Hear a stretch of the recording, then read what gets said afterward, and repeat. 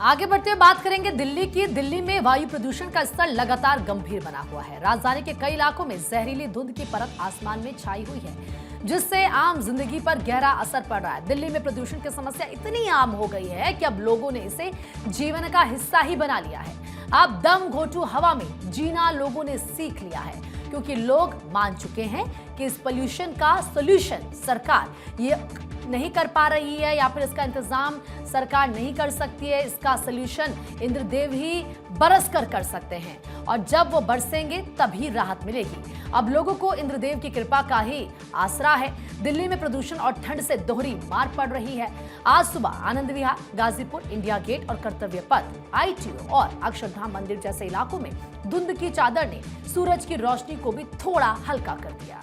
और आंकड़े ये बताते हैं कि पूरे दिल्ली में एयर क्वालिटी की स्थिति चिंताजनक यानी कि बहुत खराब श्रेणी का AQI 301 से 400 के बीच में होता है, जो सांस संबंधी समस्याओं को और बढ़ाता है, खास तौर पर बच्चों, बुजुर्गों और पहले से बीमार लोगों के लिए। आज दिल्ली के कई इलाकों में AQI 400 के करीब पहुंच गया, जो बहुत खराब श्रेणी में आता है। आनंद विहार का AQI की बात करें तो 383 दर्ज किया गया, गाजीपुर में भी 383, इंडिया गेट में 312, ITO में 331, अक्षरधाम मंदिर 383, चांदनी चौक में 397, अलीपुर में 347, बवाना में 390, बुराड़ी में 363 और द्वारका में 324, ITO में 331, जहांगीरपुरी में 349, मुंडका में 359 और रोहिणी में 354।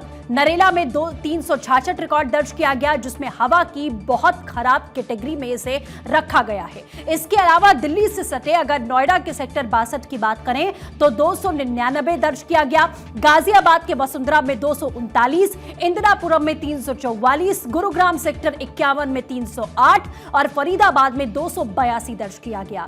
मालूम हो कि इससे पहले कल की अगर बात करें तो दिल्ली का औसत AQI 329 रिकॉर्ड दर्ज किया गया था। साथ ही देश के 10 सबसे प्रदूषित शहरों में दिल्ली NCR के 9 शहर शामिल हैं।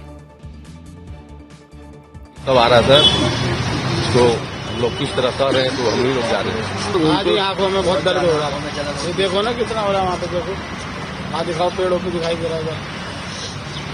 कितने दिन से लग रहा है कि पोल्यूशन है? जैसे आप तो हमेशा ऑटो चलाते हो गए 10-15 दिन से ज्यादा हो रहा है।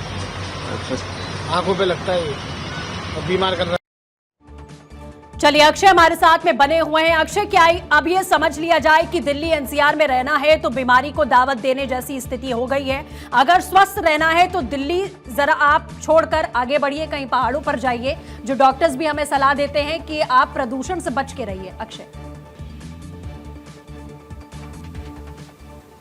और देखिए, प्रदूषण निश्चित रूप से कई खतरनाक बीमारियों को दावत दे रहा है, और सबसे बड़ी बात यह है कि कैंसर का भी कारक बन रहा है, ऐसा डॉक्टरों का मानना है। और खास करके दिल्ली का प्रदूषण निश्चित रूप से विकराल स्थिति में है। पिछले 20-25 दिनों की बात करें तो लगभग 350, 450 और कई जगहों पर 1100 और 750 का आंकड़ा भी AQI लेवल पर पहुंच कर चुका है। सबसे बड़ी बात यह है कि सरकार की जो इंतजामी है वो नाकाफी साबित हो रही है, और दिल्ली वासियों को और NCR वासियों को कहीं ना कहीं परेशानियों का सबब निश्चित रूप से बना हुआ है। खास करके बच्चों के लिए और बुजुर्गों के लिए तो खतरनाक स्थिति है। ज़रूरी है कि इस पर एक बड़े एक्शन प्लान लेकर के सरकार आगे बढ़े, लेकिन कहते हैं कि अभी ढाक के 3 पात जो इंतजाम किए गए हैं वो नाकाफ़ी साबित हो रहे हैं, और ज़रूरत इस बात की है कि AQI लेवल से बढ़कर के सरकार को, खास करके दिल्ली सरकार को और जो पड़ोसी राज्यों की सरकारें हैं उनके साथ विचार विमंथन करके बिल्कुल अच्छे एक समन्वय बिठाकर एक लॉन्ग टर्म प्लान इनको बनाना पड़ेगा, ताकि लोगों को कम से कम राहत मिल सके। फिलहाल हमारे साथ जुड़ने के लिए बहुत शुक्रिया।